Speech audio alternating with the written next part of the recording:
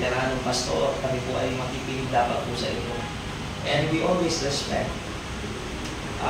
Hindi po ito palakyan ng ministry. Hindi gaano tayo matagal sa ministry. That doesn't mean na we're doing well ay makakatapos po kami ng tama. No po? But we salute yung mga po man of God na narito. Salamat po sa mga buhay niyo, mga pastor. At every time na kami ay mangangaral, nahiya po kami. Kasi mas marami po kayong experience sa amin. God knows our hearts. Never namin inisip na we are better than the veteran pastors. At papasalamat po kami, sabi nga po, no, na papasalamat tayo na nandyan pa rin po kayo, nagpapatuloy. Pero how I pray, sana iba pa rin yung tumatagal tayo pero nandun pa rin yung fire. Nandun pa rin yung tamis po na natin pong pagkain po. Yun lang isang parang nasa ministry ang karamihan, but they are running out of fuel, no? Nandun po sila pero wala nang sigla, yung enthusiasm sa paglilingkod po sa Panginoong Diyos. Kaya thank you so much for this privilege. Nais ko yung pasalamatan sa Pastor Ray. Pastor, thank you po. Na I know siya po ang nag-send out po kay Pastor. At kami po ay parang natutuwa sa ginagawa ng Diyos sa buhay po ng isa pong lingkod ng Diyos na narito. Kahit pa paano meron kami maliit na bahagi sa buhay po niya. At ako po, I'm very proud. Kailanman, I don't know, no, some other pastors na they feel insecure sa kanila pong mga set out, no, pagka po lumalaki ang gawain nila. But if you treat them as your children, kahit ilan hindi mo mararamdaman po.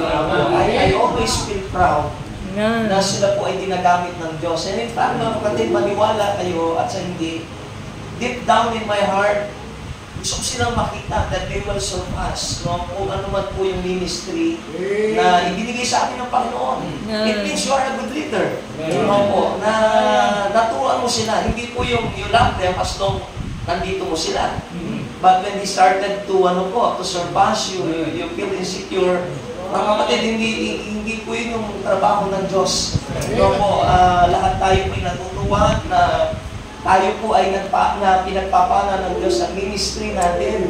So, thank you so much mga pastors. At before I preach, allow me to remind you mga kapatid, I hope the more that we getting to know Christ, the more we feel the fear and the holy fear, yung holy, yung banal na takot sa Diyos.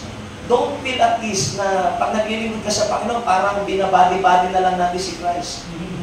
You know, the second time the Lord will reveal Himself, hindi po siya papakita as a Savior, as human. But with all His glory, the people will realize na dinargin ko ang paglilingkod ko sa Panginoon. No, akala ko ganito lang. Pag nakita mo ang Panginoong Diyos with all His glory, ang unang hahanapin niya yung mga taong naging matapat sa Kanya. That is why this is the highest calling. Don't you ever water down. And mamaya po may mga testimonies kami how Satan tried to lift up our pride, no, because of this material blessing. But I think the Lord that He always rescued us. No? Na Lord, simula pa nung nagsuko kami ng buhay sa inyo, sinabi namin, kayo na po ang pagdilimuran namin. So, sa buhay natin, Pastor, there is always a danger. Especially nowadays, hindi na po mahirap mag-pastor ngayon. To be honest. Alam niyo po, kung ako magsisimula, I know myself, magsimula ako dito sa Cagayan, hindi po ako mahirapan. As far as I know, na ang mga simbahan ngayon ay open na sa pagsusupport. No po, dito lang sa buong Luzon, mga kapatid, baka daigin ko pa ang support ng isang resident pastor kung ako po ay mag-iikot-ikot. Hindi na po mahirap ngayon. No po. Pero we need to take diligence, no po, sa ating mga puso, no? Sapagkat hindi natin namamalayan na nagpapasikat tayo sa mundo at the same time gusto natin maglingkod sa Panginoon, hindi bumahal.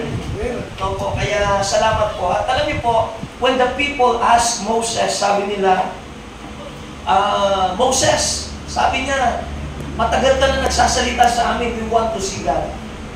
We will believe you at susunod kami sa iyo at pag na-confirm na ang Diyos nagsasalita sa iyo. So Moses inquired to the Lord, sabi niya, Panginoon, gusto ko makita ng nation of Israel. O sige, sabi niya, ganito, they consecrate themselves, papakita ko sa kanila. You know mga kapatid, yung glory ng Panginoon pinuno ang lugar, they hear thunderings and nakita nila yung glory ng Diyos. Isang makapal na usok lang, they were all intimidated. Para silang mamamatay. Nung maramdaman nila kabanalan ng Diyos, and they started to beg Moses, Moses, sabi niya, okay na. Sabi mo sa Panginoon, okay na. Are you listening?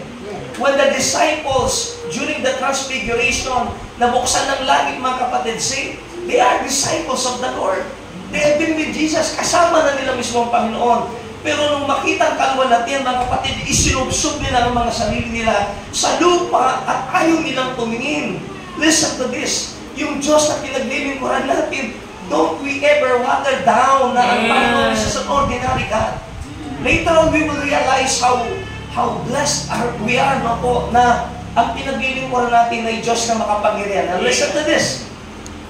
Sabi niya, yung ating kahirapan cannot be compared to a far more exceeding and eternal weight of glory. Amen. You know, all glory belongs to the Lord. Amen. And I'm trying to imagine this.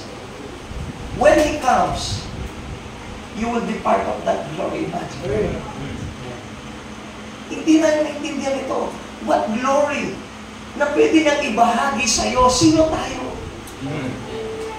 Yan yun ang pangako ng Diyos. Amen. Sa lahat po ng naglingkod sa Kanya. That is why, I hope that sa panahon po natin ngayon ay we still need message that will fire sa mga puso po natin.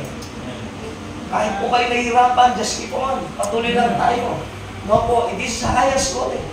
So sabihin po ng, it is always opposite ang eternity sa mundo po ito. When you listen to the world, ito ang pinakamaliit na trabaho. But when you listen to God, this is the highest calling. Amen. Kaya nga po, pag you-water down yourself, ang pastor na napakahirap ng kalagayan ko, hindi ka na nakikinig sa Diyos. You should focus your eyes on Jesus because He's the author and finisher of our faith.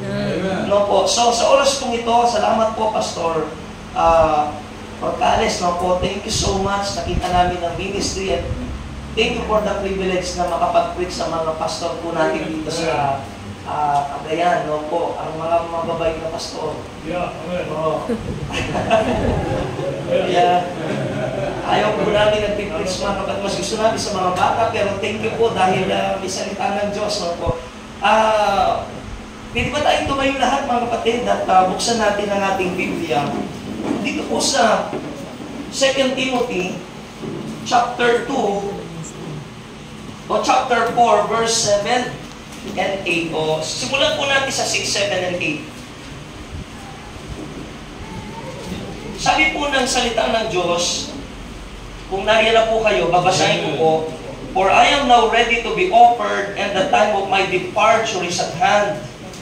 I have fought a good fight, I have finished my course, I have kept the faith.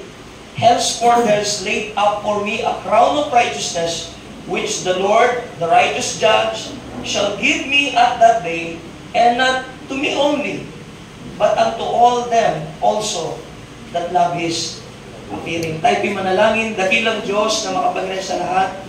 Salamat po sa oras na ito, na nabigyan po akong pagkakataon to encourage my co-laborer, especially those veteran in the ministry. Panginoon, salamat po. I really admire and I'm so thankful for their humble spirit. Kung tutusin, Panginoong Diyos, they are more experienced than we, mga batang pastor. At we can still learn from them, Panginoong Diyos, through their experience. At may mga bagay na naging failure sila na pwedeng maging gabay po sa amin, paalala, Panginoon. But Lord, you know my heart. I would always love to listen to these pastors. But salamat po na binigyan mo ako ng opportunity to impart my heart's desire at yung vision, yung intensity ng kagalakan sa paglilingkod po sa inyo. Yes, Lord, looking back, we know that the nature of the ministry na meron po kami. It is not always easy. Most of the time, there are hardships, there are discouraged. But help us to press on, to continue, Lord. Help us to finish well. Salamat po, Panginoong Diyos, sa oras po na ito. At ang lahat ng ito ay aming pong dalangin sa makapangyarihang pangalan ng aming Panginoon sa Kristo.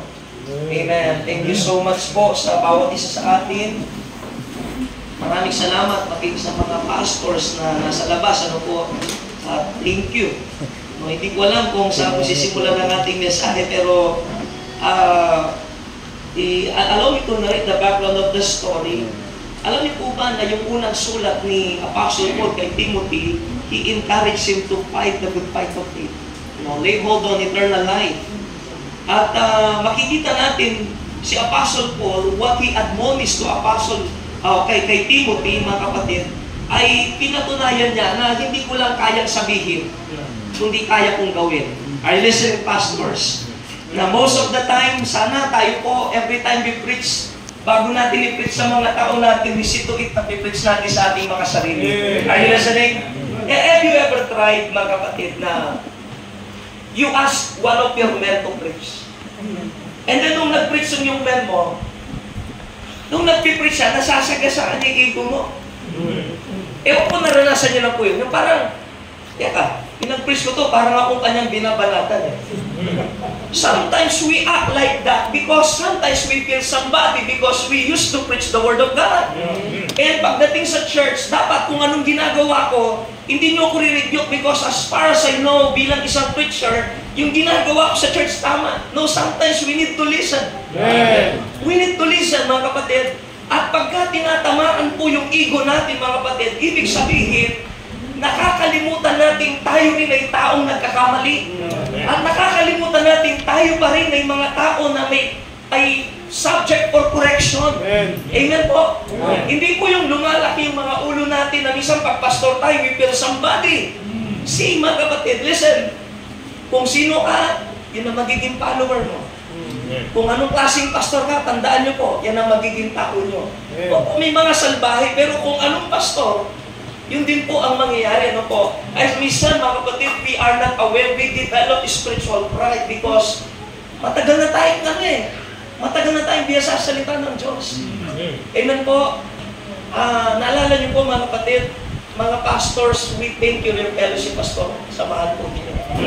Pero tignan niyo po, maging aware tayo. When our members have problem, we do everything to reconcile them.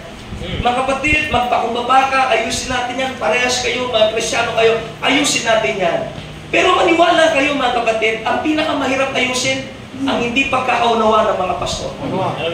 Why they have pride? They develop pride. Na mas tama ako. You know, ang nagpapabagsak sa ministry natin na yung pride. Sometimes we need to acknowledge, mga kapatid. Alam niyo, sabi niya, bakit ako mag-iingin ng tawad? Wala naman akong kasalanan. Now listen to this. Yung lang bang taong may kasalanan ang dapat magpakumbaba? Are you listening? If we have learned from the Lord Jesus Christ, wala siyang kasalanan, pero nagpakumbaba siya. For the sake of the ministry, mga kapatid, para maging maayos lahat, sometimes we ought to humble for the sake of reconciliation. For the gospel's sake, na ito po'y may pagpatuloy. Are you listening? At sana wag na tayong humano sa mga ganyang bagay. If they hate us, then learn to love them.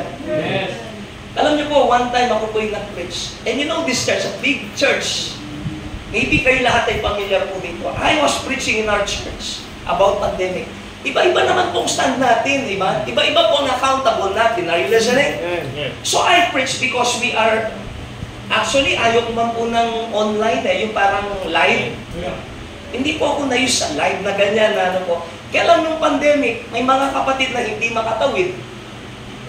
So, mapilitan po kami. Actually, nung kung natapos na po yung pandemic, pinapaalis ko na po yung live po namin. Sabi ko, nag-preach ako, mga kapatid, this is the last time na may live tayo, aalisin na po natin ito. Sabi ko gano'n. And then some of the members, nag-request po sila, Pastor, please, wag po. Meron po sa Amerika, may mga ibang mga tao po na dyan po kami nakikinig po sa live po ninyo. Sabi po nila, Pero hindi ko po gusto yun. One time, nag-preach po ko, it's about our stand in the church. Sabi ko, mga kapatid, maraming mga tao, natakot sila, na dapat dito natin pinapatunayan that we have a living God. No, yung panahon na ganito, dapat hindi po tayo nagtatago, kundi ito yung panahon na pakita natin na meron tayong makapangyarihang Diyos. Paano sila maniniwala ng Diyos natin makapangyarihan kung yung hindi kaya ng tao, hindi na rin kaya ng Diyos natin? So we encourage them to continue. Listen, para na kami, forgive my word ha, parang out of the world kami. Why? We encourage our people when you come to church during yung kainit-initan po ng pandemic, don't wear face mask. Wala pong yung hindi nagkakamayan, mga kapatid. Honestly, mga kapatid, even si Pastor Rocales and some of the men that are here, magiging sinungaling ako. Pag nag-attend po sila ng church, kasagsagan po ng pandemic, mga kapatid, siksikan sa upuan. Hindi namin in-entertain yung pandemic. Sabi ko nga, parang pinuprovoke yung pandemic because during pandemic, doon nila natutunang magbeso-beso mga ladies namin. Siguro mga men, mas tanong, pangit naman itong mga pananahalik sa mga lalaki. See, and then I preach and I try to encourage through social, through live. Sabi ko mga kapatid, ito yung panahon na kailangan natin ipakita sa tao. Hindi tayo natatakot dito because we have a living God. We should not close our church. Magpatuloy po tayo. Alam po mga kapatid, nagpipreach ako. Some, nagbisita po ang kanilang young people, nag-soul winning, bawal ka mag-church. Imagine, bakit lumabas kayo? Kung kailan ka naglilingkod, kung ka bawal, umiyak po sa gusto. Binuwala po na siya, bakit? Nag-soul-winning daw ako. Nag-aano po sa church, mga kapatid. Meron naman time, may mga miyembro nasa church, ang pastor nasa bahay. Pangalagaan yung pastor nyo. Sapagkat pag namatay ang pastor nyo, wala nang pastor dyan. Try to imagine, leader ka. Are you listening? So, I preach some church, sabi ko, hindi tayo dapat mag-lockdown. Then listen to this. They misinterpret my preaching. Napakalaki simbahan. Ano sabi ng pastor, meron pong na-open sa inyo, sa preaching nyo. I'm wondering ano yung preaching nyo. So, sabi ko, pastor, sige, just for the sake of, walang isipin ng mga tao sa akin, sige, pupunta po ako doon. So, pinupunta po ako doon. Tinawagan ako ng pastor.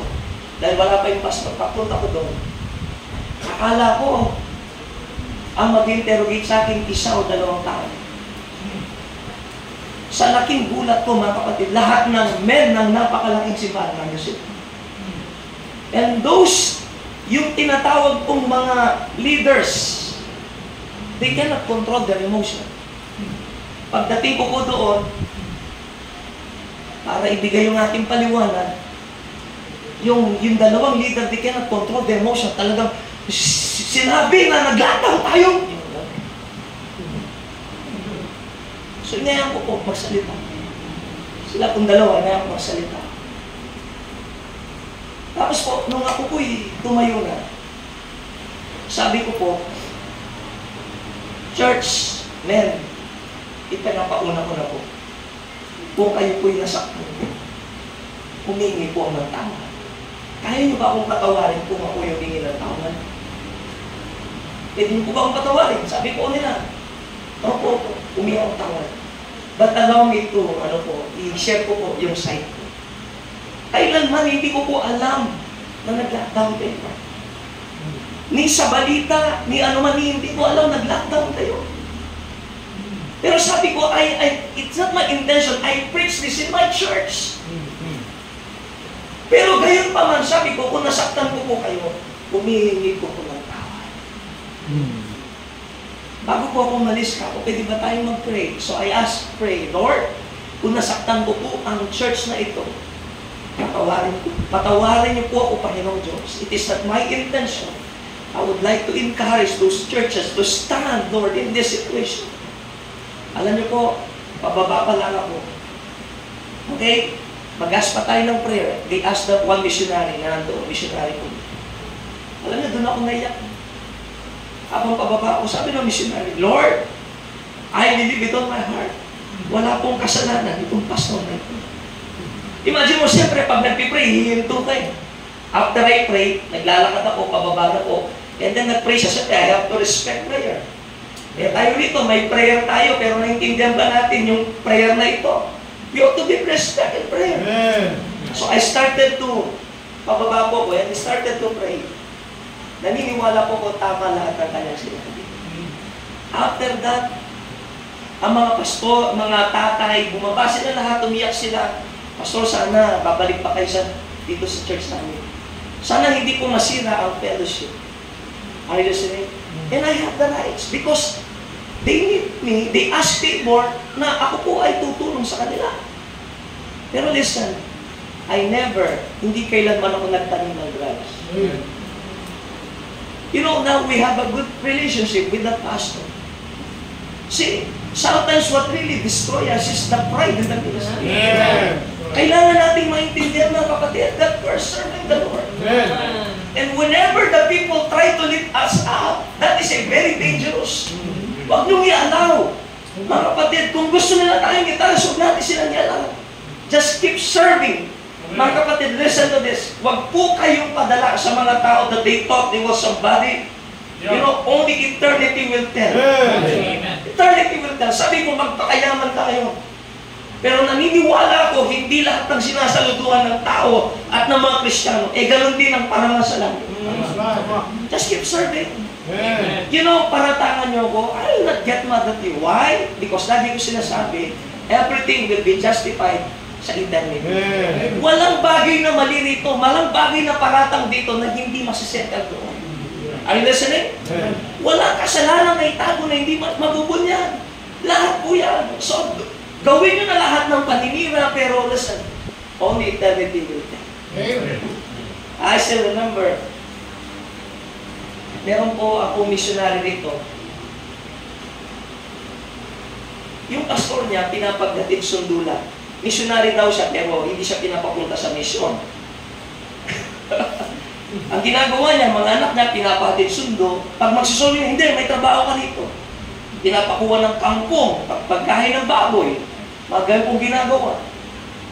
Pero alam niyo po, mga kapatid, nung nakita po, nagkataon po na ang may kaibigan sa missionary ko dito, magkaklase kasi sila. Eh nagkataon po, yung missionary ko magtuturo sa school. Sinama niya yung kaibigan niya, mag-soul winning sa school. Nung nakita po na may picture na nag-soul winning sila sa school, nagalit po ang pastor. Sabi niya, sino yan? Ba't ginagamit niya sa ganito? Alam niyo po mga kapatid, wag yung i-overpower ang mga worker ninyo. Hindi sila sa atin, sa Diyos sila. Lalo na kung kaluluwa winiwin niya, mga kapatid, nagturo lang sa school, ganun po ang nangyari. So nagalit po ang pastor, and then nung sabi ng missionary niya, Pastor, hindi na ba ako magsimula sa gawain sa misyon namin? Ayaw po ng pastor. And then nung pwede po pastor na sabi niya, sige, kung magsisimula ka na ng gawain mo, dahil nga po kailangan siya doon, natin sundo at hindi aalisin ka na namin dito. So to make the long story short, nalaman po namin ang kanyang sitwasyon, pinuntahan namin ang pastor. Are you listening? Pastor, ang binibreak ko rito yung mentalidad natin one day pagsusulit natin sa Diyos. I never overpower kahit sino po sa mga worker. Because nasa kanila eh. Kung ibibigyan ng respeto, hindi. Pero wag natin kunin. Bigay mo respeto mo doon. It's in your power whether kahit kunin namin yan, kung hindi mo ibigay, hindi bibigay. Hindi mo ba? So, to make the long story short, kasama ko po. Pinapunta ko siya doon na gusto niya mag-transfer ng membership. Sira ka na dito. No? Hindi kita bibigyan ng ng recommendation. Ganun po. Mga kapatid, please, huwag tayo mag-asal ganito. Manganak tayo ng Diyos. So, pagkatapos po nilang pumunta, kasama si Pastor Ed, paalam, hindi binibigyan po ng kami pong nagpunta.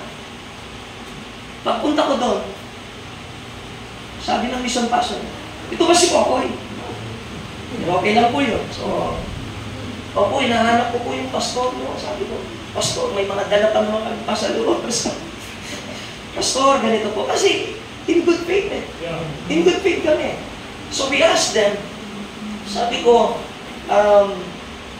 Brad, sabi ko, Pastor, nandito po kami. Kumusta po si Magnanakaw yan, ganito yan, daming ginawa dito yan, sabi na gano'n. Ganun po ba? Sabi namin. So, pastor, kasi nandun po siya. Kung gano'n, ibabalik ko siya rito. Ay, di na namin tatanggapin lang, kahit anong gawin niya pa rito. Di na namin tatanggapin niya, sabi. Pastor, ano kung gagawin niya? Ay, makalas siya po niya. So, ang ginawa namin, the second time, bumalik po kami. Pastor, kung gano'n, na-mention niyo po, ganito, iba na yung itsura niya. Laking gawain. Malaki lang palang building. Malaking building. Iba pala malaking building sa malaking gawain. Amen? So, pagkatapos po noon, sabi ko, Pastor, hindi ko ba humingi ng recommendation? Hindi, kung gusto niyo sa inyo siya. Hindi kami kasi nagbibigay ng recommendation dito. Dito, pag umalis ang tao, umalis na. Pero sa church po namin, Pastor, kailangan eh. Hindi kami kasi basta tumatanggap ng miyembro na walang recommendation mula sa church. That is our stand. Actually, meron po kami dyan. They are very faithful, pero di sila maging member. Kasi walang recommendation sa pastor. O di sabi namin, hindi ako ganito. Alam niyo, naisip ko, o sige ako, ayaw magbigay ng recommendation. So I asked their director. Kasi may director ang mga pastor eh. Pinapunta ko po yung mission pastor niya na dinisiplina daw na wala namang kasalanan doon po sa director para hindi po ba kayo nagbibigay na recommendation? Alam niyo, I think that the Lord, because that is a wise idea na papuntahin ko siya doon. Kasi nung nag-asa doon, sabi ng director ng, kilala niyo po yung director ng Pampanga po, no? So, sabi niya, Pastor, hindi ganito yung stand namin dito eh. Hindi ganito yung stand namin na depende sa mga pastor. Merong recommendation, merong wala. So, to make the long story short, sige, wala daw recommendation. Nung nagpapatuloy na siya sa amin, listen, sinimulan na po niyang sirain yung missionary na yun at yung pastor na ito, na kinuha daw po namin na walang paalam. Are you listening? At simulan kang sirain mga kapatid sa mga pastor. But listen to this. Nung makita ko siya sa mission conference sa Bataan, sino taga Bataan dito? Nung nakita ko sa mission conference sa Bataan, ninitian ko siya. Ngiting aso. Ang ngiti niya sa akin. Alam niyo, right after the conference, ako lumapis ka. Pastor, it's nice to see you po. Are you listening? Hindi nakakababa ng tao na kahit sinisiraan ka, ikaw ang lumalapit. Because in the first place, kilala mo kung sino ka. Pastor, listen, huwag na tayong makihalo pa sa mga payabangan ng mga pastor. You know, we need to mind our own business. So, darating din yung araw tayo po haharap sa Panginoon. Now, you know the nature of our ministry. Pastor, we really serve. Kaya we really lalaki. Alam niyo po, nalulungkot ako pag may mga pastor na nawawala ng gana sa ministry. Honestly speaking, yes, the nature of our ministry is not easy. At kailangan natin maintindihan sa talata kung ito na ating pinag-aaralan mga kapatid. Tatalakayin lang natin yung tatlong bagay na na-overcome ni Apostle Paul na sana ay magawa natin. When he encouraged Timothy to fight the good fight of faith, mga kapatid, sabi niya, the time of my departure is at hand. Alam niya na malapit na siyang mamatay. Alam niya malapit na siyang ma-execute, ma-beheaded. But I am now ready to be offered. Pero isang magandang sinabi niya mga kapatid, kay Timothy. Una mga kapatid, gusto kong makita natin yung salitang, I have fought a good fight. Amen. I have fought a good fight. Mga kapatid, gusto ko malaman nyo, ministry is about battle. Amen. It is spiritual battle. Pag na-relax ka na, mga kapatid, parang ang sarap-sarap ng ministry. Wow, ang mga tao ay very faithful. Wow, ang mga tao very supportive. Mag-ingat ka. Baka wala ka na sa track. You know, ang isang simbahan nagpapatuloy, kailanman hindi matatapos yung oppression ng kaaway sa buhay po natin. Gagawa ng paraan. Why sometimes there are many pastors who taught the ministry relax. Kaya ka-relax, baka kakampi mo na siya sa loob. Ayan po. Dapat natututo tayo kay Kristo, hindi sa mga ma-influence ng tao. Amen. Are you listening? Hindi po po ma-influence ng tao, tama na sila. Minsan gagayahin natin. One time, magbibisita po kami, yung ituturo pa sa kami, alam po, ng isang pastor, i-justify pa. Pastor ako, nagmumura ako sa simbahan ko. Imagine nyo. Pero paglabas namin, sabi ko, yung tama, ipasok natin. Yung mali, iwan natin. Are you listening? Matututo ka naman eh. Pero dapat tignan mo pa rin. Tandaan niyo po, ang teacher natin ng Holy Spirit. Ang guide natin ng Word of God. Kaya lang tayo, mga kapatid, yung naririnig natin sa kanila, tignan muna natin sa Biblia kung dapat itong tanggapin. Are you listening? You know, some of you, lalo po mga nagsisimula dito, alam mo, di madali. But you keep fight the good fight of faith. Huwag kayong matakot. Alam niyo po, mga kapatid, kung matatag ang pananampalataya mo, imposibleng walang mangyari sa ministry po natin. We need to fight the good fight of faith. Amen? You know, every day is a battle. Listen, brethren, every day is a battle. Ako po, saan ako natatakot? Pag okay lahat. Ewan ko, dati ayaw natin ng problema. Narasan niyo po yan yung parang, isang kailan na matatapos ang problema nito. But I realize, whenever I celebrate, may mga problema dumarating. Mas mabibigat. Di ba? Pag nagre-rejoice ka na, amen, nakabili tayo ng ganito. Amen, may mga ganito. Tapos may ang laki-laki na pala ng problema. That is why, mga kapatid, I used to guard my heart. Pag smooth ang lahat, kinakabahan. I want problem. I want battle. Iba eh. Mas maganda na yung lumalabang ka kesa nagugulat ka, tinatalo ka na pala. Are you listening? So every day I have to fight discouragement. Every day may discouragement. Amen? We have to fight discouragement. You know, mga kapatid, when I experience great discouragement from my members, sabi nga ni Pastor Orcales, tao po ang inaalagaan natin, hindi baboy. Ang baboy, mabaho lang siya, pero kikita ka dyan. Amen? Sino may poultry rito? O ang manok, mabaho lang yan, pero pag lumaki yan, ano yan, mag-gain tayo dyan, amen? Pero pag tao, ay, nakasabihin ko sa iyo. Ang tao, daig niya pang tigri, no? Ang tigri, sanay na kumakain ng tao, pero ang tigri, simula bata yung nalagaan mo, mga kapatid, medyo kahit malaki siya sa'yo, nahihimas mo eh. Pero ang tao, there are people who are ungrateful, Pastor. You invest a lot. Pero saan ka lang magkakamali, sisiraan ka na. That is the nature of our ministry. Pero it should not, ano po, hindi ito magpapalamig sa puso natin. Ayaw ko na sa tao. That is our ministry. Alam niyo po, mga kapatid, pag wala ng problema ang tao, wala na tayong ministry. Amen? Alam niyo po, one of my greatest discouragement I ever experienced in my entire ministry. No po, dumating po yung time, kung sino yung mga inaalagaan ko, kung sino yung mga tao na palagay ang loob ko sa kanila, sila ang sisira sa inyo. Ay, pinabarangay po ako. At the age of 27 years old, mga kapatid, lahat na ng problema ganito, barangay, NBI, lahat na ng torture sa kaisipan mo, mental and emotional torture, binibigay nila, they use their power.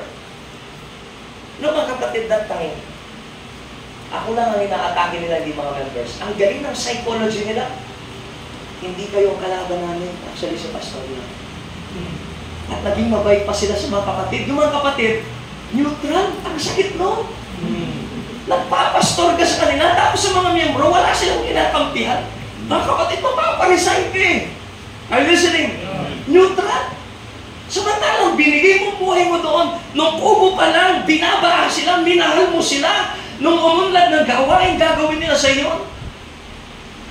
I started to become bigger. Be very careful. Ano yung sabi ko sa sarili ko? Simula ngayon, I will preach. But I will never love you. So I started to preach. Pero pag may nagkakasakit, sige. May na-hospital, sige. Pag may problema, sige. Preach ka lang. I started to become bitter. Kaya hindi pong mangyari sa inyo. Na minsan, dahil ito na nature natin, matagal na rin tayo sa ministry, may mga tao na ang trabaho na lang natin, pulpit provider. But we don't just care kung ano ang pangangailangan nila. Hindi na tayo nakikipaglaban na agawin natin sila sa kamay ng Diablo. Sometimes, hanggang natin, kung sa mundo ka, sa mundo ka. Kung ayaw mo na, di ayaw mo na. But Lord, salamat po. What keeps me on track is my devotion to God. Sabi ko, Panginoon, hindi tama. You know, doon ko natutunan, ang lesson is this. Whether you become bitter, or you will learn to deny yourself at tumingin mo sa Diyos. And I started to say to myself, sabi ko, mahalin niyo kung hindi, mamahalin ko kayo sapagkat yun ang utos niya. Mga kapatid, kahit ayaw nila ako ngayon, hindi ako sasaktan. Basta may trabaho ko, mahalin ko kayo. Ang mahalaga, nasa track pa rin ako. Are you listening? You know, hindi po madali. Ang ministry natin, punong-puno ng battle. Maybe some of you, lalo na yung mga pastors ngayon. Mga kapatid, hindi natin kasintibay sila, mga pastor. Yung mga yan, talagang they are weaker vessel. Nararamdaman nila yung discouragement, yung pangangailangan. Are you listening? Every day, I have to overcome the lust of this flesh. May gusto ito eh. But we have to overcome the lust of the flesh. Every day I have to choose God despite the offer ng sanlibutan ito. Oo, kung tatanggapin mo ito, magbawas ka lang dyan. Mga kapatid, every day I have to choose God. Alam niyo po, na-share ko natin po. My stand, lalo na po tayo graduate sa Mountain View. Pag nagpastor ka, sinukula. Are you listening? Eh, meron nga po kami dito, mga kapatid. I was really blessed. Meron pong graduate ng CPA. Estudyante ko po, nag-graduate siya this year. Nung nag-preach ako sa simbahan nila, sabi ng tatay niya, ng pastor, ang offer niya is 400. Almost, ano po, member ni Pastor Pineda? Almost 500,000 ang offer a month. Pero nasa siya? Para makapasok siya sa school, kailangan niya magpirito ng eating para sa pamasahin. Kaklase niya rin po, meron kaming estudyanteng doktor. Top post niya, nung sila yung nag-test. Mahusay na doktor. Mga kapatid, nasa siya? Sa Bible school. During his graduation, I gave up my profession because I want to keep my high school. Alam niyo mga kapatid, manlulumo tayo. Maybe sometimes wala na tayong makita ganito. That's why nahahatak tayo ng ibang mga tao na akala natin to become somebody is to be well known in this world and you have a good ministry. Listen, we cannot serve God and money. We cannot serve God and money. Eh di naghirap kong simbahan namin, di-visit. Tinuruan ko mag-business sa church. Preaching, lahat po. Spiritual lang tayo, pati business. Itinuturo natin because accounting po ang aking nag-aaral po ako pero first year in-stop ko po dahil tinawag ako ng Panginoon. So I encourage them, mag-business tayo. This the nature. Tuturuan ko kayo paano mula sa maliit na puhunan hanggang ganito. So nag-start naman and they failed. And sinabi ko po sa kanila, church, will you allow me? I asked their permission. Will you allow me to prove to you that from nothing, I can establish something? Basta inilagay mo faith mo. So allow me, mag-start tayo ng business from nothing. Just allow me. And they allow me. Matindi po mga kapatid. Itong business ito, umangat ng umangat at pinless ng Panginoon to the point, every month, we're earning 300,000 sa akin na iba pa kay Mrs. And then we have a very potential business na probably pwede po siyang mag-earn at least 500,000 a month. But you know what, mga kapatid? I have to decide. Anong ikikip ko? That or my ministry? So I can trust, sabi ko, ngayong naituro ko na sa inyo that from nothing we can establish something kung meron ka lang gagawin. Amen? Sabi ko, now, bahala na sila. Umunlad yan o hindi, it's up to them. Pero hindi ko pakikilaman yan because this is my main calling. Alam ko na mga member namin. Alam niyo mga kapatid, God hand us million. Pero nasa ng mga million na yun? Hindi namin binili na mag-aral sa kanya, hindi binili na mabahay mga kapatid. We invest everything. Because we set our affections on things. Masyadong maiksi lang ang buhay kapatid. I'm turning 42. Sabi ko, lagi ko sinasabi ito, no? Bagamat na-mention ko buong gabi. Mga kapatid, isusugal ba natin yung 28 years kong natitira kung bubuhayin ako ng Diyos ng 70 years old? Isusugal ko ba yung 28 sa eternity? Are you listening? Mga kapatid, tandaan niyo po, yung pinakamahalagang bagay na meron kayo nasa inyo. Huwag natin ipagpalit. This is the highest calling. Imagine mo mga kapatid, inalok ng Diyos ang lahat ng Kristiyano, sino magbigay ng buhay sa Kanya? And you have that courage to say, Lord, ito po ang buhay ko. Kaya nga hindi madali ang ministry. Nahihirapan tayo, pero nagpapatuloy tayo. Why? Because yung ating pong light affliction, hindi may kukumpara sa kalwalhati ang naghintay sa atin. It's not easy. And we should learn the nature of our ministry. Hindi madali.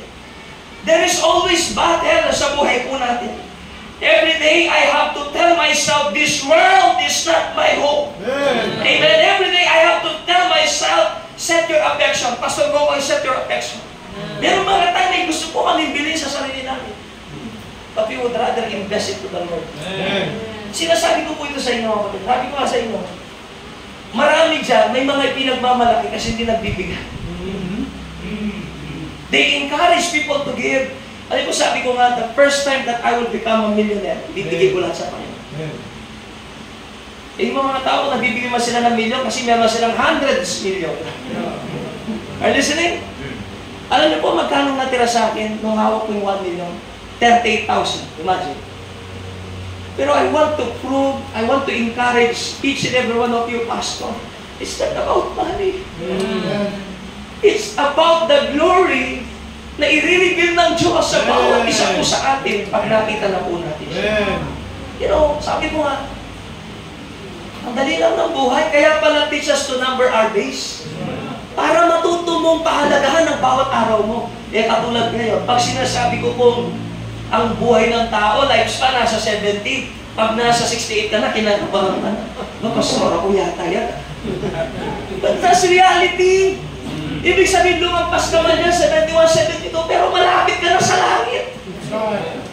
Amen? Paano mo malamang malapit ka na sa langit? Pag amoy lupa na, gabiro lang. Malapit na tayo. Every year, we're drawing closer sa Panginoon. Kailangan natin maintindihan yun, amen? Every day, we have to deny ourselves. Amen? Yun nga yung pride natin. Minsan, pag nakasasakyan na tayo, may kakatukin tayong miyembro, abay kubo lang na mapagmalaki pa. Pwede po bang magbigay ng trust? Ayoko.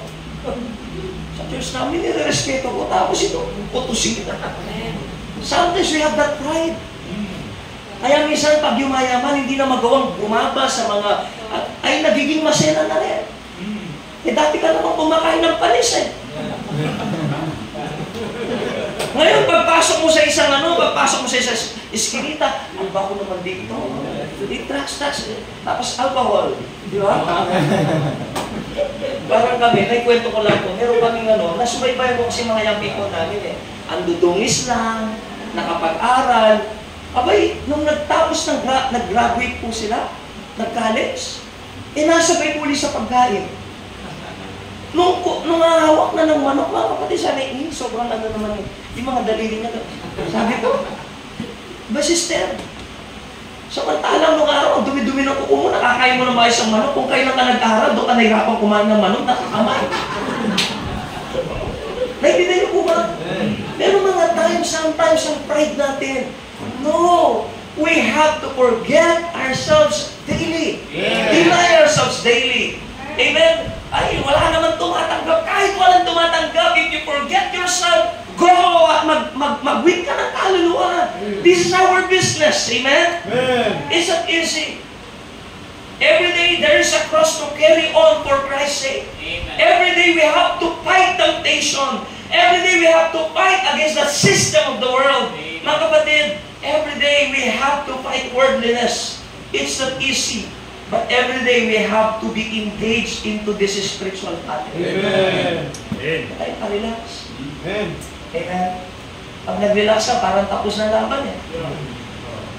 Pastor, mga kapatid, hindi ko po kayo nire-rebuke, nagpapaalala lang.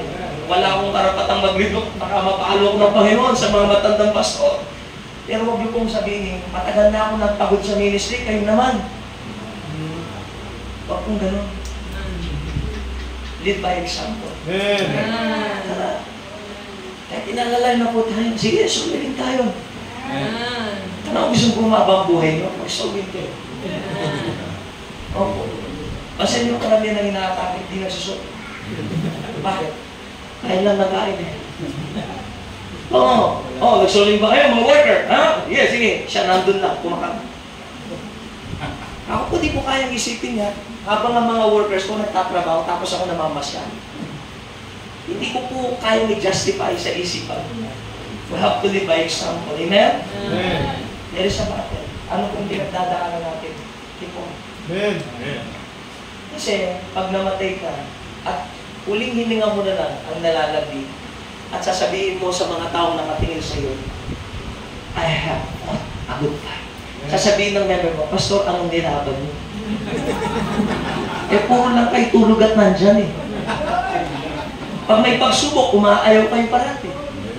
Amen? Wala naman kami naalala na ipaglaban kayo. Pero kung alam nila, we are wounded inside. Pero we're trying to, outwardly, laban na.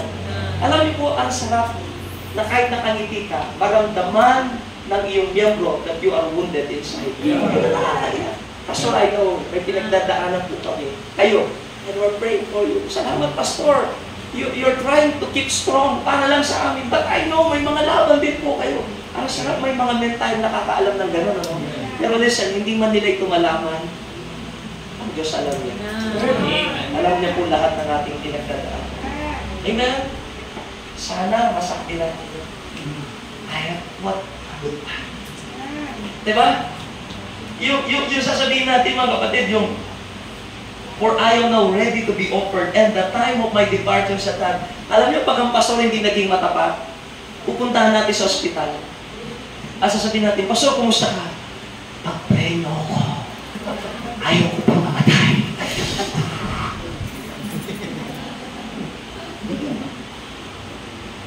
You know, during pandemic, I made that promise. This is my commitment. Ang unang isinusugal, buhay natin, pagutukan. Right? The Good Shepherd gave his life for his sheep. During the pandemic, I mentioned this in our church. Kung sino man ang unang tao tatamaan ng pandemic sa inyo, I promise you, nandun ako sa tabi. I made that statement. Wow. Nandyan tayo, hindi para kunin ang gusto natin mula sa atin. We are here to protect them. Amen. Fight the good fight of faith. Amen po mga kapatid? Amen. Alam niyo po, gusto kong malaman niyo ito. Ang nature ng ating mga ministry, hindi madali as I said.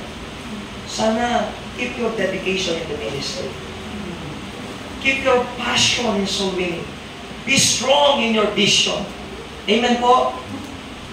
Merong mga time na di-distract tayo. Dati po, noon, puro umaga, basketball kami. Grabe. Basta umaga, basketball. Mula umaga hanggang after lunch, before lunch. Araw-araw yung pastor. Alam nila, sa tayo magsimbahan namin, nag-stand ko. Kasi ang pastor, laman basketball. Nagsasolwining pa lang kami. Bukas, basketball ulit. Bukas, tumatawa tayo sa reality. Naging biktima rin ako. But I have to. Nangyari mga kapatid, pagkatapos natuto naman akong gumawa ng airgun, yung sinasabi ko, abay, kumikita na malak sa airgun. Pero sabi ko, I do not dwell. Inalis ko. Pandemic, ito na muli mga kapatid. Distraction lagi. Pandemic. May nagregalo sa akin, Pastor, bilang kita ng bonsai. Sabi niya, 3 piraso, 10,000. Namamahalan pa ako. Sabi ko, sige. Aba, binili niya ako nung nakita ko yung bonsai. Abay na humahaling ako sa Facebook, puro bonsai hinahanap ko. Nakita ko nga si Pastor Ambrosio.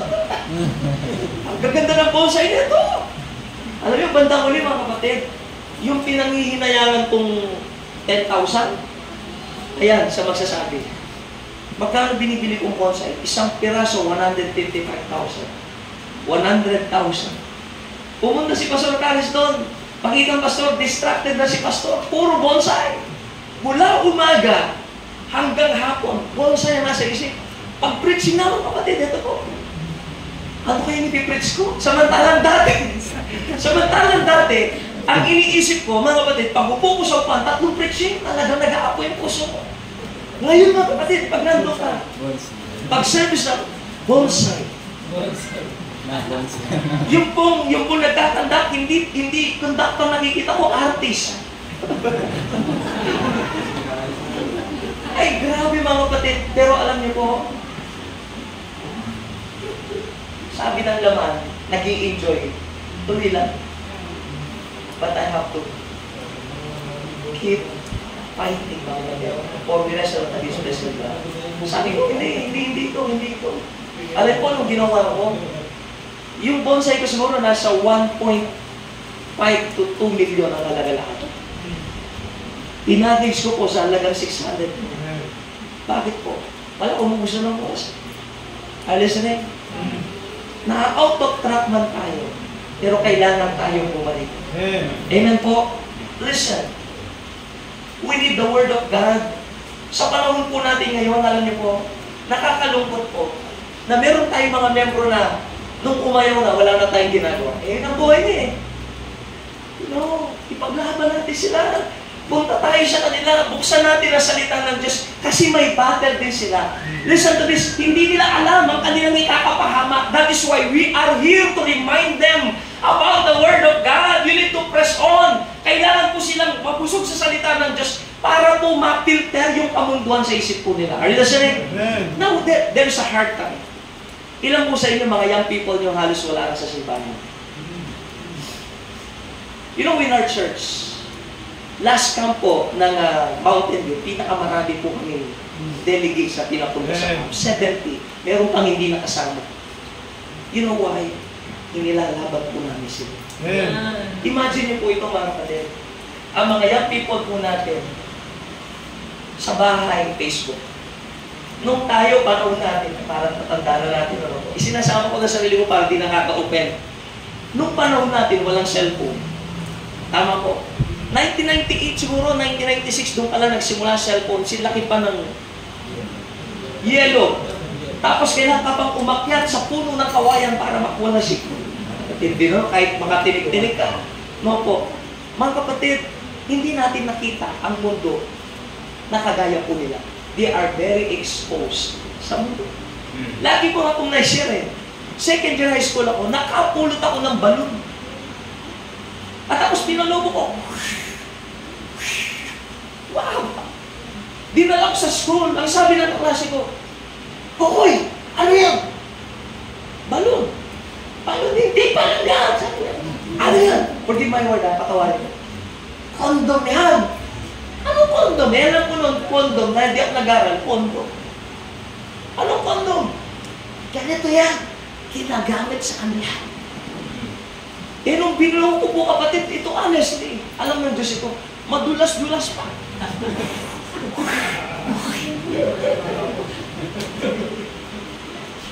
Bakit ko sinasabi ito? We are so innocent, mga panahon. Alam niyo po, ngayon, 10 years old, magugulat ka. Na sinasabi nilang pang ano lang, pang adult only, nakikita nila. They're exposed. Now listen to this. Ilaban natin sila. We have the sword of the Lord. We have the Word of God, mga kapatid, na ipapagaral natin sa kanila, mga kapatid. That is why we need the Word of God. You know, nowadays, ang problema natin, there is insufficiency of the Word. Sa pinapangaralan natin, listen to this, tignan nyo. Babad sa ng isang linggo, ilang beses kayo nag-fix? And then you're expecting your church to become spiritual. Ilang beses? Anong panlaban natin? Yung Word of God na pinapapakain natin sa kanila. Sabi niya, walk in the Spirit and you shall not fulfill the lust of the flesh. How are they going to walk in the Spirit? Gayong wala naman silang lakas, wala namang sustansya na kinakain ng Espiritu para tumatag sila. Are you listening? Hindi po sapat yung magpatuloy ka lang. They need the Word of God. Hindi siya huwag kang mag-quit. They need the Word of God. You know what is the problem? Pastor, pananagutan natin ang mga tupa kung di tayo gagawa ng paraan para mahatak natin sila pabalik. Hindi ko po basta-basta sinusuko ang mga miyembro. Inilalaban ko talaga sila. Word of God, Bible study. You know, the problem is kung bakit wala na tayong naibibigay na sustansya. Huwag po kayo masasaktan. Sa ilan lang po ito. There is insufficiency of the Word of God from the man of God. Why? Because the man of God, wala na rin po siyang tinatanggap at kinakain mula sa salita ng Diyos. Paano ka magbibigay? Listen. How are you going na pangunahan mong simbahan ng Diyos? Gayong ikaw wala ng personal devotion. Anong ibibigay mo? You cannot give something that you don't have. You know, namimiss po natin yung mga great man of God. They are Spirit-filled. Why? Because they are dedicated in this book. And they are dedicated in prayer. Kaya pag nagsalita sila, konting salita lang nare-revive ang mga tao. You know, nowadays, though it has been prophesied that in the last days, the love of many shall wax cold. Pero wala din nating tatandaan. Meron pa rin ganyan. Meron pa rin ganyan. You know, Pastor Ray, naranasan na mag-preach sa simbahan namin, and I thank God, naging blessing po. That is our evening service. Evening service po na. Pero makita niyo po, yung simbahan namin, punong-puno ng tao. Evening service. Kung nagsisinungaling po kami, try to visit us unexpectedly. Punta lang po kayo, surprise yung kami. You visit us Wednesday. At makikita niyo po ang tao na naroon po sila. You visit us Friday. Makikita niyo po ang mga tao na nandun sila. Bakit po? Bakit masaya sila naglilingkod? Busog sila sa salita ng Diyos. You know, if you could add more in your service, do it. For that ministry's sake, do it. Pastor, walang dumarating. Kahit na tuloy mo, kung isa lang yan, ang mahalaga yan, isa lang magsusurvive. Kailangan natin. Kailangan natin. And mga kapatid, number 2, I'll be very quick, pasensya na po. Hindi lamang po mga kapatid yung fight the good fight of faith. Every day sa battle na po. But we have to finish our course. Finish our course. Can I ask you, Pastor and Pastor's wife? No po? Do you remember your calling? Balik lang tayo. Minsan, we used to invite people na magsukay ng buhay. But we need to pause for a while and let us be reminded during the time that we surrender our life to the Lord. Nalala niyo po ba nung araw na ang daming option? You know, alam niyo po mga kapwa ko pastor, ang panahong napakaganda ng puso natin sa Diyos ay noong araw na sinabi natin sa Panginoon, Lord, isinusuko ko ang aking buhay sa inyo. Gamitin mo po ang buhay ko. That was the most precious time sa puso ng Diyos that you decided to give your life to the Lord. Amen po? Ngayon mga kapatid, listen. Saan natin sinukong buhay natin sa Panginoon? Pagpapasko. Pag-aalaga ng mga tupa. Saan na naman, huwag along the way, bawiin natin yun. Lord, napagod na ako. Lord, ayoko na eh. Lord, meron pala mas masarap kaysa dyan. Listen, mga kapatid, be willing to suffer with Jesus. Just like the disciples, sabi niya, nung sila'y pinagpapalo, nung sila'y nahirapan, sabi niya, I thank God that we are counted worthy of His suffering. Amen? Tapusin natin. Tapusin natin. Amen? Nalala ko nung time, nung bago-bago pa lang po ako, Pumunta po ako sa grupo, hindi ko naman po nilalahat ang IBM eh. Kakasad yung kaibigan. Pagpunta ko, ang tanong, ano yung sasakyan mo? I'm a product of IBM eh. Huwag po kayo masasaktan, illustration lang po ito. Sabi niya, ano yung sasakyan mo? Eh, nakamotor lang ako nun, foreign sila. Parang nakakahiya. Na, pero hindi naman po yun ang sumatan. Yeah. Amen. Right. Tingnan niyo po ito, yung mga nakamotor na dumating, mga pastor, na wala sakyan na isa kailang. Alam niyo po, kahit may sasakyan kami, hindi tama ang ginagawa namin pamamalakad sa ministry. Mas sigit pa kayo sa mata ng Diyos. Opo. Ito sabihin ko sa inyo, merong mga pastor na magaganda ang lugar nila. Pero kung tatanungin mo magpastor sa lugar ninyo, di nila kaya. Right. Opo. That's why I really salute yung mga tao na kahit alam nilang walang financial blessing, walang kinabukasan materially doon sa lugar nila, pero pumupunta sila. Papatuloy sila. See? When we are drawing closer to God, namamatay yung affection natin sa mundo kong ito. You know, mga kapatid, pastors, salamat po that you started well.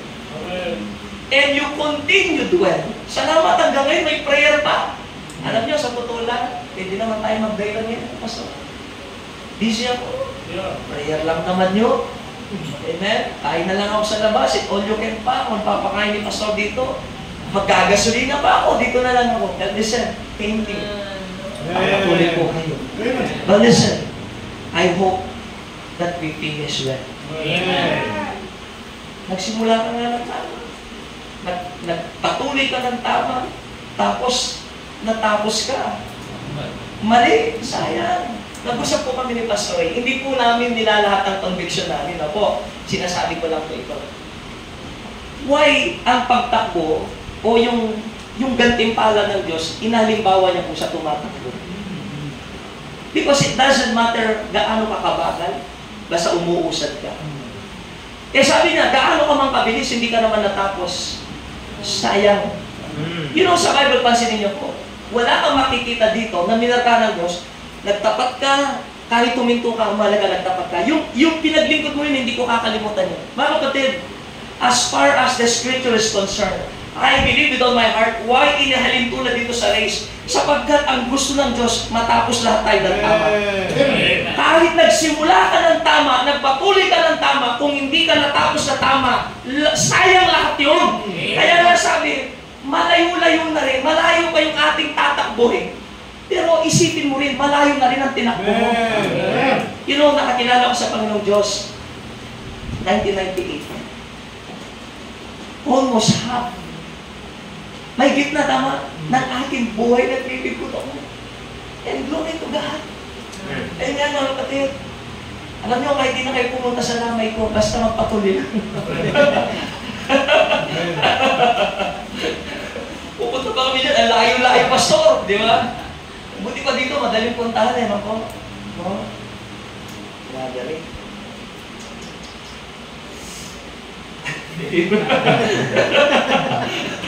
Masyado po kayo seryoso. Philippians 3:8, yet doubtless I count all things but loss for the excellency of the knowledge of Christ Jesus my Lord, for whom I have suffered the loss of all things, and do count them but down, that I may win. Amen. Mayaman ito eh. Pero ano sabi niya? Ibinasura ko lahat. Amen? Amen. Tandaan niyo po, pag kinuha mo ng gantimpala mo rito, baka wala ka na doon. No po. Mas maganda yung pang-eternal na gantimpala po ng Diyos. So, we have to run a race. Finish it first. Ay, hindi ko naman po kayo sinasaktan, pero paalalahanan ko lang. Nung araw, alam niyo ba ito mga to? Nung araw, nagsuko ng buhay sa Panginoon. May kurso, iniwan, at full time. Nung nasa pastor na, tinutuloy yung iniwan. Ay, pasensya na po kayo, wala po akong gusto saktan, pero itinatama ko lang po ang puso natin. Iniwan mo, sapagkat gusto mo mag-full time. Nung nag-full time ka na, at may pera ka na, binalikan mo. Listen, mahirapan tayo maglingkod kapag i-please natin ang tawag ng Diyos. Mahirap po. Mamili ka lang, tao o Diyos. Doon lang. Kaya nga, pag pinapapurihan ka ng tao, alam mo yung tao kahit hindi siya na-bless, sabihin niya, uy, blessing. Meron akong nakita, nagpipreach ako mga kapatid. Makikita ko siya, Struggle. Pagkatapos ano, kamayan, Pastor, blessing po yung mapubola ko. Sasabihin mo, blessing. Di ba ba? Ang tao, they will flatter you. Lahat. Minsan ka lang magkamali sa tao, iiwanan ka niya. Amen? Pero ang Diyos hindi. Kakamali ka, pero naunawaan tayo ng Panginoong Diyos. Amen? So, it is our voice. Pastor, may our own business. May kanya-kanya tayong panawagan. Pastor Bernard, yung gawain ni Pastor dito, hindi katulad ng gawain mo. Magkaiba kulang. Kahit pagpalitin kayo, hindi pwedeng magkatulad yan. Pero kung saan tayo tinawag ng Diyos maging matapat. Alam niyo mga kapatid, muntik nyo na ako naging kasamahan dito sa Cagayan. Nung tumulong po ako, dito po kina Pastor Bernard at kina Pastor ano po, kasi gusto na umuwi. Gusto na umuwi. So pumunta sa pier. Alam niyo po, pagpunta ko dito, magtrabaho tayo, tutulungan ka namin. Tapos maya-maya, si Pastor Bernard din, bagsak din countenance siya. Pastor, alis wala umaten, ganito po. Sister Jubay, Pastor, yung ano. Sabi ko, ganitong gagawin natin. Tatrabaho kami ng hapon dito sa Piat. Umaga tayo doon. Sabihin niyo lahat ng mga tao, sabi ko, Pastor, hindi, itong magbaksin. Sabihin mo lang mga problema nila, sabi ko sa kanya. Basta gusto kong malaman ano yung mga problema, bakit tuminto sila. You know, in just a week, lahat yun, pinuntahan namin. Pati yung mga matagal natin, nagalit po sila. Second night namin, ayaw umalis na mga miyembro sa church, napakasaya po nila. You know, sometimes we blame the ground, matigas ang lupa, but what kind of spirit na meron po tayo? Are you listening? Nung nagtatrabaho ko, nung tinawagan ko siya, I felt in love, mga kapatid, sa ginagawa dito, kasi sabi ko, ang dali pala rito.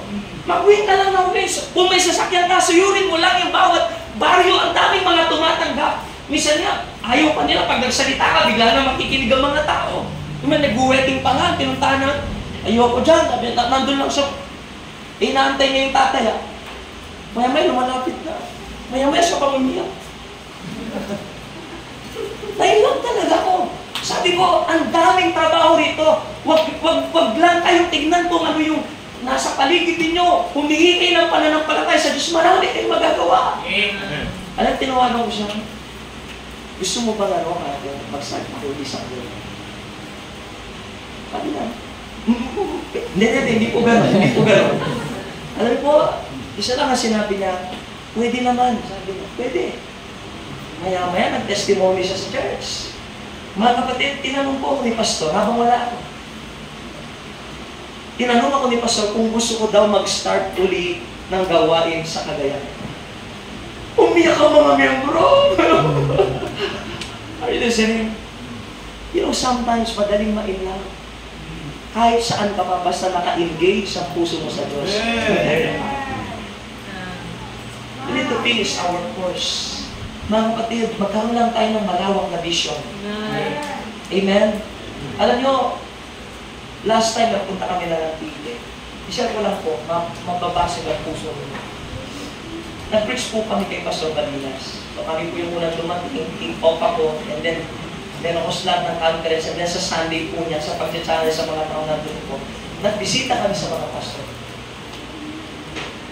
Nung nagbibisita kami, nakita ng mga pastor, medyo talagang matatanda na po. Sabi ko, yung commitment namin, sa bawat mission na pupunta namin, mag-aabot kami. So, pagpunta tayo sa gawain, medyo maliit yung gawain, pinakain po kami, nag-abot kami. Yung buong araw po na yun, pinunta namin ang mga gawain. So, okay pa ako sa mga nakikita ko. Pero the following day, Saturday yata yung namasyal tayo. Kasama ko sila, Pastor Joshua. Malulungkot po. Mga simbahan, mga kapatid, bubong lang. Tas kawayan. Ilang taon na po ito? 5 years na. Merong isa pinuntahan namin, kailangan pang manghiram ng upuan sa kapitbahay. Alam niyo mga kapatid, tumutulo ang luha. Yung sa huling bahay na pinuntahan, halos lahat gano'n. Pinipigyan ako sa sarili ko, when Pastor Balinas asked me to pray, I cannot, control my emotion. Sabi ko, ang dami palang mga pastor na hirap dito. Kaya sa totoo lang, wala talagang pastor na mayaman na magandang puso. To be honest. Yeah. Because there's always a need. There's always a need. Na-delay ng flight namin, bumastos po kami ng 27,000. Dahil lang sa speaking engagement. Imagine. Pero tumuloy kami. Pwede ko na mag-excuse yun. Basta, pasensya na po kami. Nag-delay kami. Tumuloy kami. Yung lahat ng lagit na binigay, bawat pastor, inaabot ko na. And I was really burdened. Sabi ko, dapat pag bumabalik tayo, ito, meron tayong 200,000, 280,000. Pwedeng ikulong sa mga pastor na maupuntahan natin. At mga kapatid, God burden me na mag-conduct ng leadership training sa mga pastor. Opo, makabalik kami doon, kami pong gagastos. Why? Kasi mga kapatid, magkakasama tayo, hindi tayo makakalapan. Amen? Though we have different race, but we have the same verse. Tumatakbo tayo. That's why makita lang namin kayo mga pastor dito, masaya na kami. Totoo po yan, mga kapatid. Wala po, mga kapatid, kailanman hindi ko nakita. Hindi ko po naisip. Ewan ko yung mga pastor, ganyan sila, no? Pag dumating sila, kala ko kung sino sila. O, Brad, musa ka. Kasi naman kayo sinasamba nyo kasi kaya napapagano'n no po. Mabuti po, nanginginig po yung mga, yung mga kapatid. Pag tinawag ka sa pangalan mo, tawagin mo sa pangalan niya. Di ba? Kahit doktor pa. Di ba? Yung mga pastor ka, tatawagin ka sa pangalan mo, tawagin mo sa pangalan niya. Bakit? Ano bang pinagkaiba ninyo? Amen? Simple lang Nung minsan po, nilagay ko yung ano. At the age of di ba pag nagkakasal ka na reverend ka na pastor, lalagay na ako sa governor. 27 years old, may lisensya na po akong pangkasal. Tapos yung mga, sabi niya, Brad, yan sabi niya, ito, mga reverend yan, mga reverend.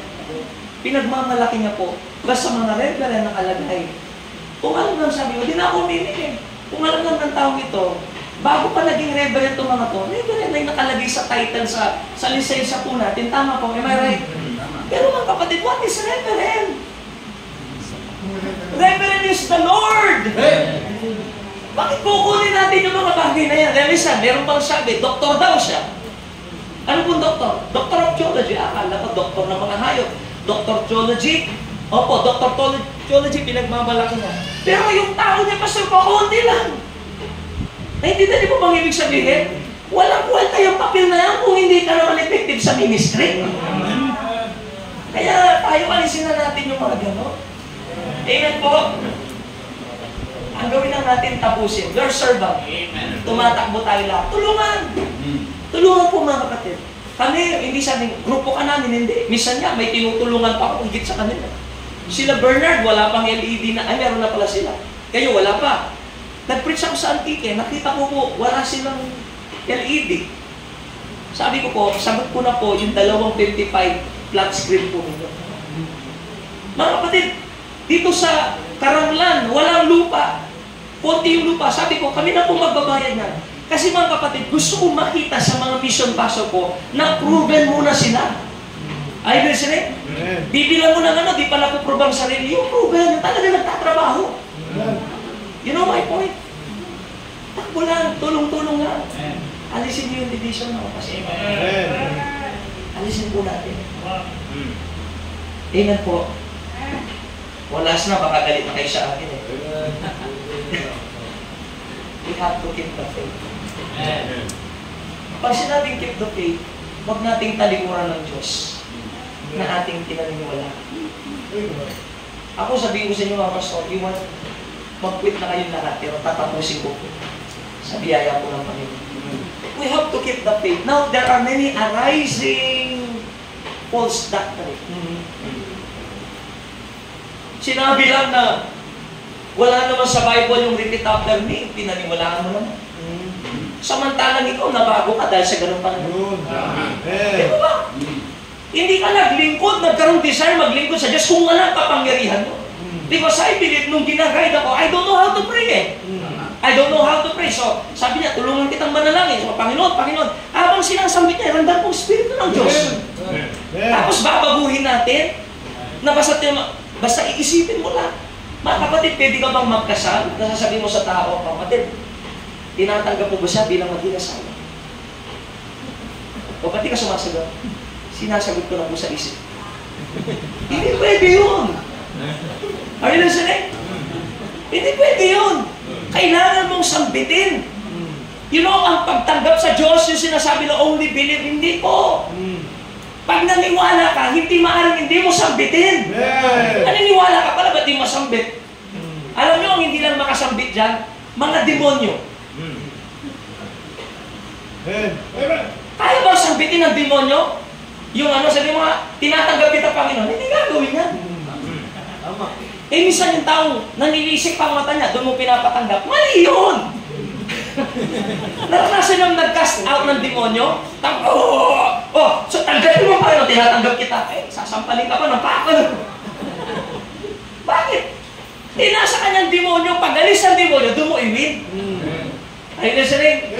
Isa sa sobrang panginginig natin pinapatanggap mo, pula pa yung mata. Alam ko po, naranasan yung mag-cast ng demonyo. Kami po, nagpunta po kami.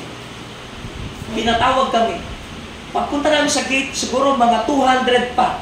Square meter, 200 meter po yung layo. Damdam na namin yung yung kaba. Talagang yung balahibo namin tumitindi. Pagpunta namin doon, nagpatay pa tayo ng nagwawala pa lang sa Kaya lang ito nakita ko. Nakapicture, pero pag dinilat yung mata niya, ako lang ang tinitignan niya. Tapos yung puti ng mata niya, kulay pula. Grabe! Yung balahibo ko talagang... Tapos sabi ko, totoo bang malakas pangkas? Hindi ko siya pinapansin. Pero sabi ko, nung ipag-pray ko, hawakan niyo na siya kasi magwawala na yan. Nang simula ako mag-pray, mga kapatid, lumulutang. Dakilang Diyos na makapangyarihan sa lahat, lumulutang siya. Maya-maya, in Jesus' name pa. Wala siya ng malay. Nung nagising siya, nung uwingin. Amen? Ay, di pala ako nag-win. May pinapunta ko, ayaw pumunta ng mga workers. So, ako po, baka lumipat sa akin. Hindi wala. Wala na yung masamang espiritu ako. Pero, mga kapatid, mahirap i-win pag yung espiritu may kontrol sa kanya. Sabihin mo si Jess, wala ako, hindi mangyayari po yun. Sinasabi ko lang po yan, yung hindi daw sasambit hindi sa Diyos yan. Case-to-case basis. Kung kaya mo naman sabihin, bakit hindi mo sabihin? Pero kung talagang hindi mo kaya, sa isip mo, okay po yun. Pero sabihin mo, sasabihin. Sabi na, you don't have to lead. Hindi mo daw kailangan i-lead ng tao sa panalangin. Kasi ang Holy Spirit ang mag-lead. Sabi ko sa kanila, bakit yung pinuno ninyo, kailangan niya pang ipaliwanag ang kanyang tinuturo kung ang Holy Spirit naman ang pwedeng magsabi sa kanila. Are you listening? Mga kapatid, marami ng doktrina ngayon na nababago, nakakalungkot po, sinisira ng kaaway ang doktrina nating Baptist. Sinisira ang ating mga relasyon, but we have to keep the faith. If it is not new, then it is if it is new, then it is not true. Ang tagal na natin, ang dami ng pinatunayan sa mga forefathers pa natin. Tapos ngayon, may mga magagaling lang na sinabi na si Kristo ay nasa impyerno, paniniwalaan ko na. Okay lang nasa impyerno, ba't saan sa impyerno? Pero sabihin mo nasunog siya sa impyerno, nasaktan mga kapatid. Kapag wala sa katawang tao si Kristo, mga kapatid, so niya ang kanyang pagka-Diyos. Paano parurusahan ng Diyos sa impyerno? Alam niyo pangalan nun? Ramirez.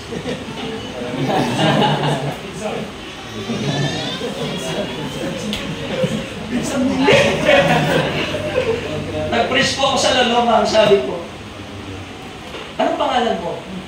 Pastor Ramirez po. Hindi ko ba yung kahaway namin? Itinuro ko si Pastor Francisco. Ay baka hindi po ako, may mas matanda po. Yung pala, meron po palang Ramirez talaga na ikinakalat ang mga maling doktrina na pinaniwalaan naman ng mga walang alam sa Biblia. Kaya alam niyo po, huwag kayong makikigaya-gaya lang. Kasi minsan hindi po yung salita ng Diyos ang nakokopya nyo, yung yabang yung postura, pati yung sakit. Ibig sabihin, pati sa pangangaral, nanginginig yung boses, ginagaya mo rin, sakit pala. Nung narinig mo si Jack you know the Bible. Tapos nag-preach ka na rin. Mga kapatid. We have to get that thing. Mga kapwa ko, Pastor, tapusin natin ang race natin. Tawagin natin si Pastor Orcales.